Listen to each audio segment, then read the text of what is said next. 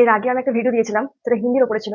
তো অনেকে আমাকে ইমেল করে বলেছে যে না বাংলাতে বলো, তুমি যেহেতু বাংলাতে শুরু করেছো, আর বাংলাতে সাধারণত নিট রিলেটেড এরকম কোনো চ্যানেল নেই।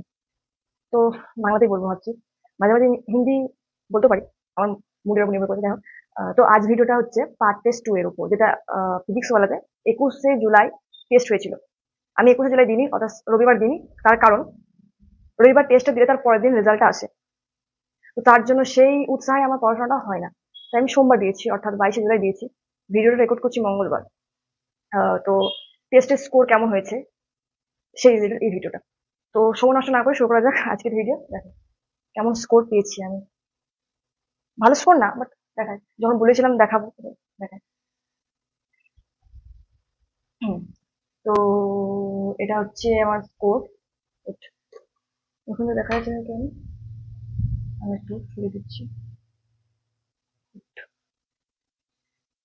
অ্যাটেম্পট ওয়ান, একবার অ্যাটেম্প করেছি। আচ্ছা ঠিক আছে, 22শে জুলাই অ্যাটেম্প করেছি। কত পেয়েছি? 656 পেয়েছি, 656। তবে র্যাঙ্কটা কমেছে আই থিঙ্ক। প্রথম যে টেস্টটা হয়েছিল সেই টেস্টের সিলেবাসটা ছোট ছিল আর সহজ ছিল। তাই 666 পাওয়া সত্ত্বেও আমার নাম র্যাঙ্কটা 3500 এরকম হয়েছিল।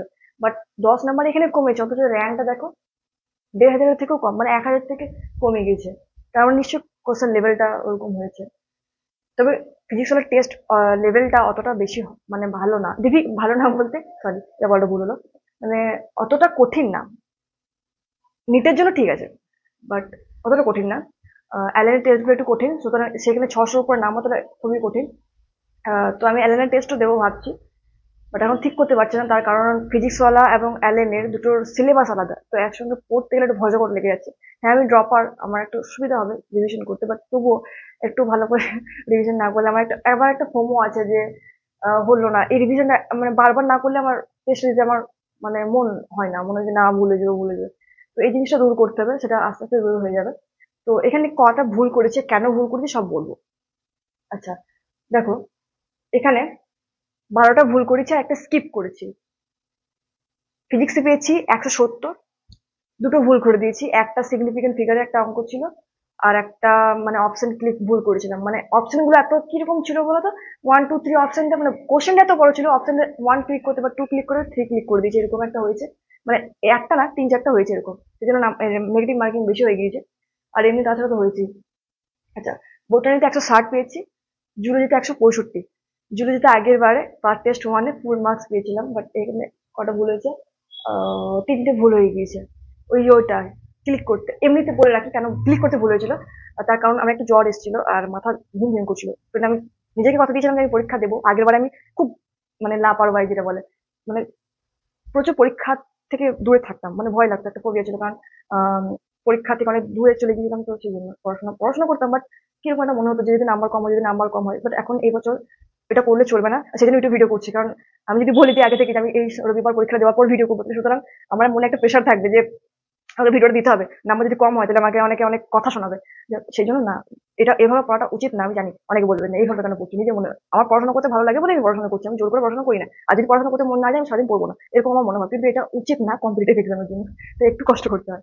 যা এসব কথা বাদে বেশি গল্প বলে ফেলছি। একটু শরীরটা খারাপ ছিল, আর এখন একটু একটু খারাপ আছে। মাথা ধরে আছে, তাই একটু গল্প করছি যাতে মাথাটা ছাড়ে ক্যামেরার সামনে। দেখো, বাট নাম্বারের জন্য আমি খুশি না। তোমরা ভাবো না 656 পেয়ে এত খুশি। তারপর আমার ফিজিক্স টেস্টের জন্য নাম্বারের জন্য খুশি না, তবে ঠিক আছে, অসুবিধা নেই। আচ্ছা, র্যাঙ্ক বলে দিলাম, কারেক্টনেস ইনকারেক্ট সব বলে দিচ্ছি। কেমিস্ট্রিতে 3টে ভুল করেছি আর একটা ছেড়ে এসেছি। ফিজিক্সে 2টো ভুল করেছি, বোটানিতে 4টা ভুল করেছি, জিওলজিতে 3টে ভুল করেছি। এবার দেখাই ভিউ সলিউশন, মানে কোথায় কোথায় ভুল করেছি।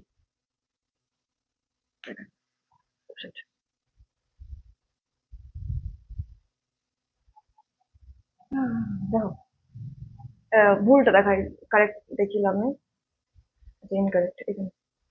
এটা সিগনিফিকেন্ট ফিগার, এই জিনিসটা আমার মানে কি বলবো, আগের বছর থেকে এরকম অবস্থা।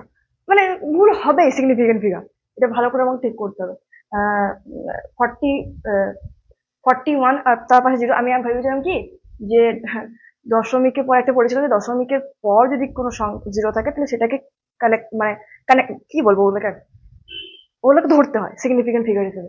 বাট এখানে দশমিক নেই, মানে এটা 41 ইন্টু 10 করা যেতে পারে। তো যখন পিওর নাম্বার হবে তখন সেক্ষেত্রে সিগনিফিকেন্ট ফিগারটা ইনফাইনাইট হয়, অসীম হয়। তো আমি এখানে 2 করে দিয়েছিলাম, এখানে একটা ভুল, এটা আমার কনসেপচুয়াল ভুল। বাট যদি আমি বলি যে আমার ভুল ক্লিক করতে হয়েছিল, সেটা এইটা, এই অঙ্কটা এমনিতে বড় অঙ্ক আর স্ক্রিনে ধরা পড়ছে না। তো এই জিনিসটা এখানে ক্লিক করতে গিয়ে এখানে ক্লিক করে ফেলেছি। তো এটা আমার কনসেপচুয়াল ভুল না, এটা আমার ক্লিক করাতে ভুল হয়েছে। বেশ, এবারে দেখাই কেমিস্ট্রি। হ্যাঁ, কেমিস্ট্রি এটা আমি একটু বেশি বললাম না, মাথা ধরেছিল, তাই সব অপশন পড়িনি, শুধু এই অপশনটা পড়েই। আর এটা একটু পড়েছিলাম, বাট অতটা খেয়াল করিনি।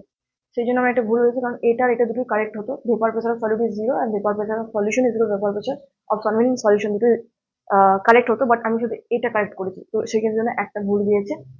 আচ্ছা, এখানে ক্যালকুলেশন ভুল, আমার ক্যালকুলেশনটা খুব বাজে, ক্যালকুলেশন আমি করছি, প্র্যাকটিস করছি, হাতে আসছে একটু একটু।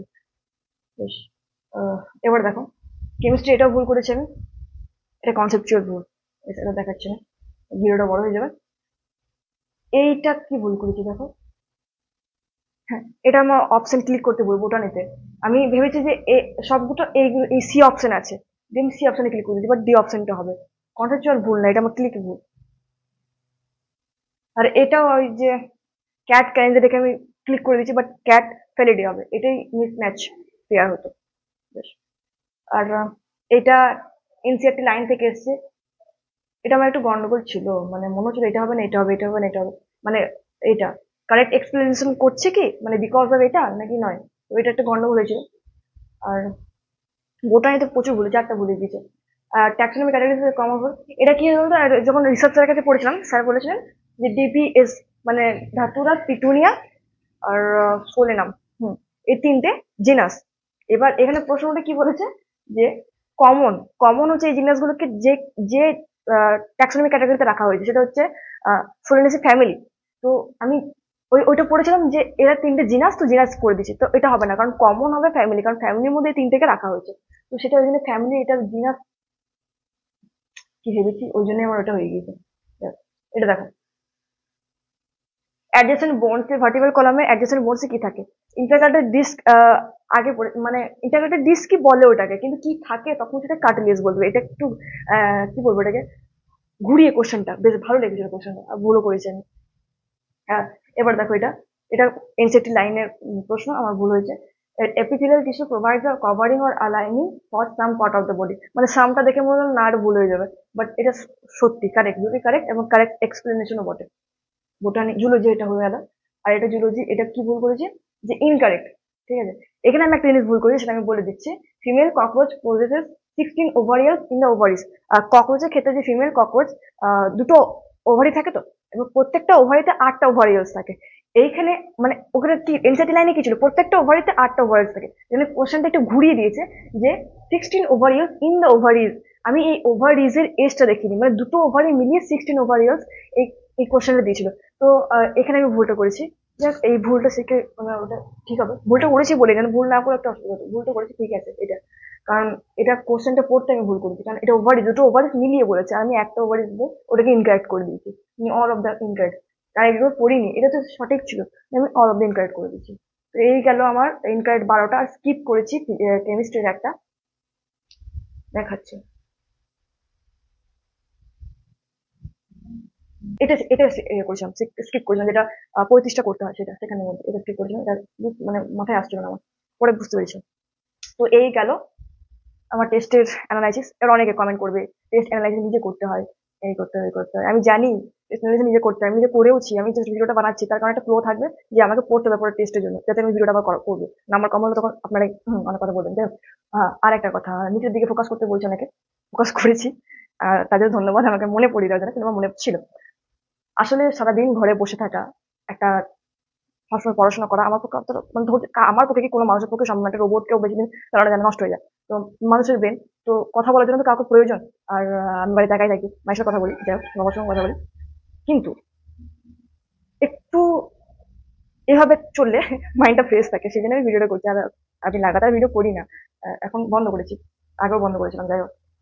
তাই এই কমেন্টটা প্লিজ আর করেন না যে নিজের দিকে ফোকাস করো, ইউটিউব ভিডিওর দিকে মনোযোগ না দাও, ইউটিউব ভিডিও দিকে মনোযোগ দিইনি আমি, মানে কি বলবো, এক টানা পড়তে পারি না, আমি কি, কোনো মানুষই পারে না, ধৈর্য থাকে না, সারাদিন ধরে পড়া কারোর পক্ষে সম্ভব না। আর যদি আমিও পড়েও থাকি, ওই যে যে ব্লগটা বানিয়েছিলাম 10 ঘন্টা পড়েছি, তারপরের দিন আমার পড়াই হয়নি। কেন হয়নি? তার কারণ 10 ঘন্টা পড়ার পর আমি ক্লান্ত হয়ে গেলাম, অত ঘন্টা পড়তে পারি না। তো পড়তে পারি না বলাটা চলবে না, পড়তে হবে। আমি জানি অনেক লিখবে এটা, আমিও জানি। তো যেদিন ব্লগটা করেছিলাম সেদিন পড়াশোনাটা ভালোই হয়েছিল, বাট হ্যাঁ, আর ব্লগ করবো না অত বেশি, কম কম দেবো। আর টেস্ট অ্যানালাইসিস মানে টেস্টে কত পাচ্ছি সেই ভিডিও দেবো। অনেক বক বক করে ফেললাম আজ, একটু বেশি বক বক করছি কারণ কথা তো বলি না সেই জন্য। তো ঠিক আছে, thanks for watching this video. এই ভিডিওটা দেখার জন্য সকলকে অসংখ্য ধন্যবাদ। আর কেমন স্কোর তোমরা বা আপনারা পেয়েছেন বা পেয়েছেন বলবো না, পেয়েছো, সেটা কমেন্টে অবশ্যই জানিও। আর এটা জানি, এটা বলো না যে অ্যালেন লাফিং ইন দ্য কর্নার, অ্যালেনের কোশ্চেন আরো কঠিন হয়। আমি জানি অ্যালেনের কোশ্চেন কঠিন হয়, ফিজিক্স ওয়ালার কোশ্চেন তার থেকে অনেক সহজ হয়, আমি জানি। এভাবে বলো না প্লিজ, আমার দুঃখ হয়। আমি অ্যালেনের পরীক্ষাও দেবো, সেটা বাড়িতে বসে দেবো, টেলিগ্রাম থেকে। টেলিগ্রামে সবকিছু পাওয়া যায় এখন, টেলিগ্রাম থেকে দেবো। আর মেজর টেস্ট সিরিজে জয়েন করবো, সেটা দিতে যাবো। ওটা পরের বছর শুরু হবে মনে হয়, তখন দিতে যাবো। বাট এখন আমি বাড়িতে বসেই পরীক্ষাটা দেবো। আর ফিজিক্স ওয়ালার পরীক্ষা চলবে, তো সিলেবাস একটু ম্যানেজ করতে একটু চাপ হবে। ঠিক আছে, আজকের মতো এই পর্যন্ত থাক, দেখা হচ্ছে আবার পরের ভিডিওতে। তো টাটা।